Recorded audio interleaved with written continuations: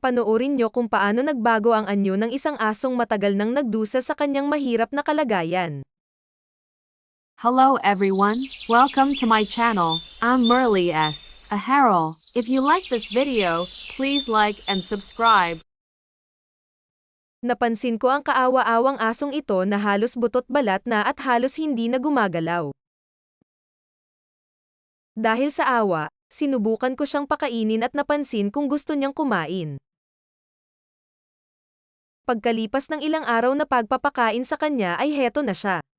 Nakatayo na. Patuloy pa rin ang pagpapakain ko sa kanya hanggang siya ay nakalakad na. Kapansin-pansin talaga na gusto niyang gumaling. Kasabay ng pagpapakain, ay pinaiinom ko rin siya ng gamot para sa kanyang sakit sa balat. Unti-unti na siyang nagkalaman at unti-unting kuminis ang kanyang balat. Excited siya palagi sa tuwing nakikita niya na hawak ko na ang gamot niya. Pinapaliguan ko rin siya tuwing recess at natutuwa siya. Gustong-gusto niyang maglaro pagkatapos maligo.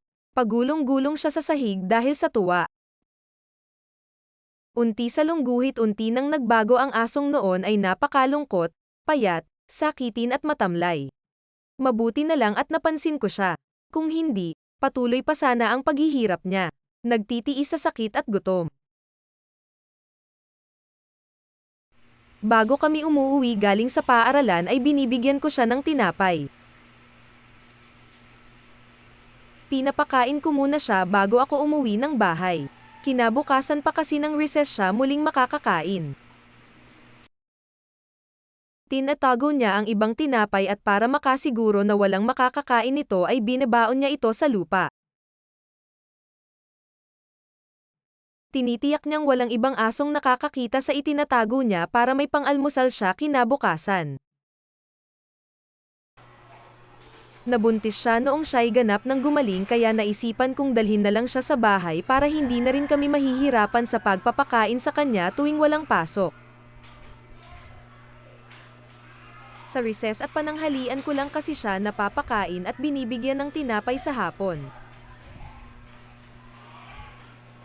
Nasa kabilang barangay pa kasi ang tinitirahan namin.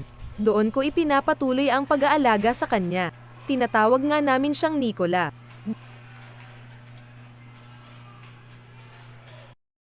Pinapaliguan ko siya isang beses sa isang linggo katulad ng ginagawa ko sa kanya sa paaralan. Dito na rin siya sa amin nagkaanak. Malulusog ang mga anak ni Nicola. Tinatawag namin silang Lucy, Lily at Kiwi. Sana nagustuhan nyo ang nangyari sa buhay ni Nicola at mangsilbi itong inspirasyon sa iba para mahalin at alagaan ang mga aso nila. Thank you for watching.